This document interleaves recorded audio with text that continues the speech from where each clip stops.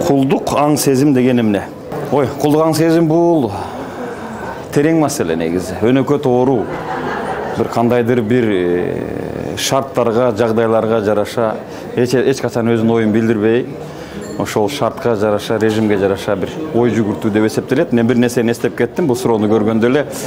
Илгери бир замандарда Муса алейхиссалам деген пайгамбар, Моисей өзүнүн элин ушу кулдук аң сезимден ажыратыш үчүн 40 жыл бою чөл кездирип жүрүптүр дейт да.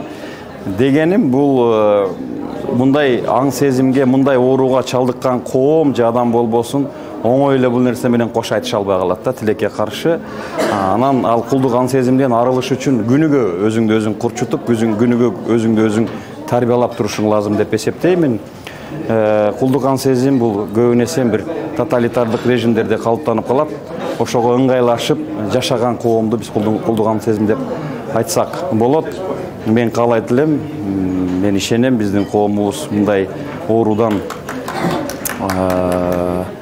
айыкканга, сакайганга аракет жасап келет ар дайым. Анткени бул күнүгө күрөштү талап этет, күжүрмөн күрөш талап эткен болот. Ошондуктан бул оорудан алыс болгонубуз жакшы деп эсептейм.